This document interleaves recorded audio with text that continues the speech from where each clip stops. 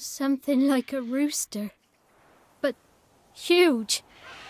With a lizard's tail. There were Dad, in the bushes. A hole through his belly. And he were moaning, screaming.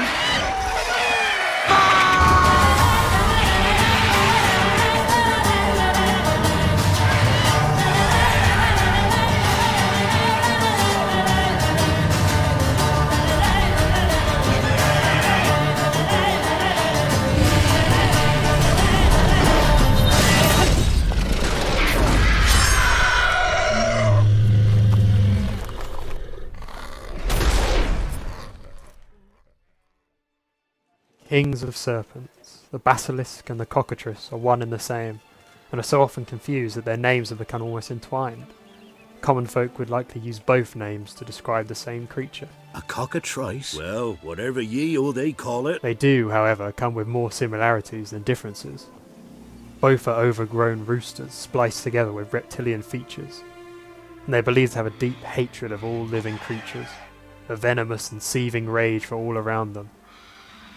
However, this is a slight stretch of the imaginations, as these hybrid monsters are not unlike any other carnivorous creature.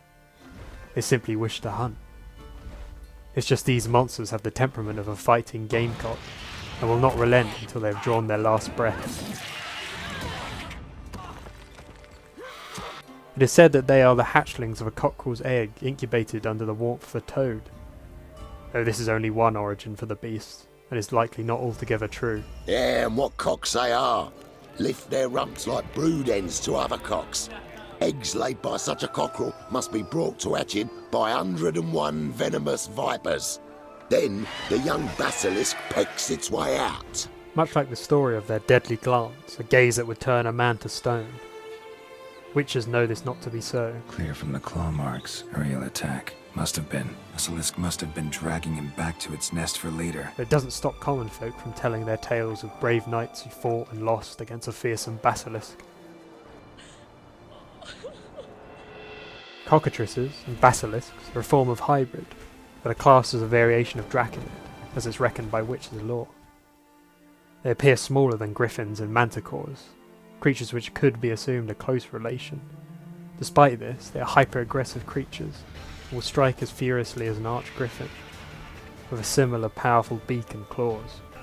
The basilisk is the venomous variety, unlike the cockatrice, which does not display these qualities. Basilisk has poisonous spurs which slash a toxin into their victim. It also shares an ability with the arch-griffins, as they too can spit poison or acid at quite a range towards their victim. A witch's remedy can be found in the form of the Golden Oriole potion, which boosts resistances to toxins and nullifies a basilisk's poison. However, if you're unfortunately not a witcher, you have very little defence against such a creature. Laid an ambush for the Shrieker beyond the moat, where the fields start. It's where we found him. Gut stretched o'er the crown of a tree like gossamer. Took half a day to collect the parts. Put him in a grave. Given that basilisk hide is a rare commodity, knights and noblemen may wish to impress their ladies with gifts crafted from the scaly skin of these serpentine cockerels. I'm sure basilisk bags and dresses and other such finery are sought after items in the Duchy of Toussaint.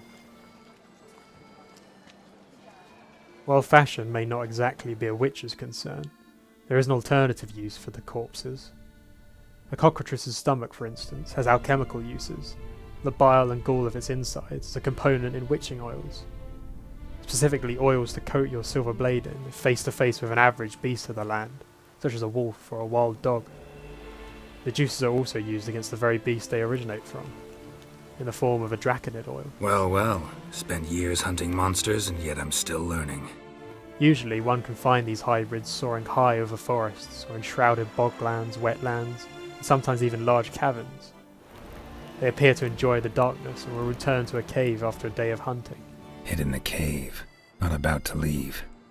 Baum should smoke it out, though. And speaking on territories, it is said that there exists a certain subspecies of basilisk in the Sansretor Valley of Toussaint, a very rare one at that.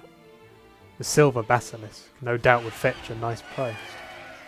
Any noble woman would be the envy of all Toussaint with a silvery dress made from the scales of a rare and elusive beast. La la la la la la la.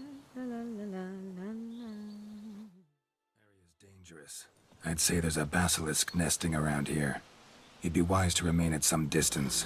Yes, I'm familiar with the matter, and quite proud to say a basilisk does nest here. I look after it personally. Look after it? It's not exactly a pet. Beasts murdering folk who come through here. A witcher, however, cares little for matters of monster conservation, and would likely follow out any contract as witchers do. And if a monster is killed, then it should be killed. Perhaps not true of all witchers, though. Claim this to be the last surviving basilisk? How do you figure? The last of this subspecies. Beechwood forests are the chief habitat of roe deer, you see. In turn, a staple of the basilisk diet. When roe deer grew scarce, basilisks made humans their staple food. Enter the witchers. Those are not toy swords. I know your intentions. Find it myself then. And yet slaying the last of its kind may elicit a twinge of guilt. It is hard to say with witchers' emotions.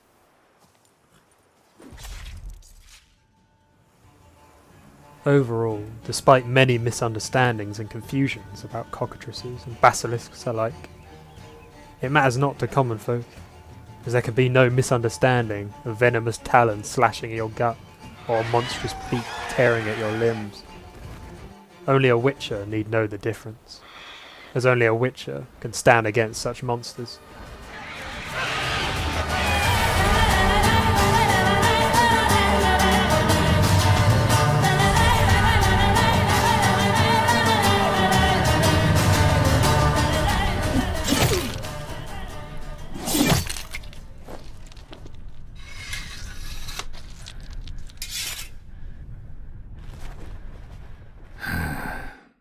I so don't feel like going anywhere.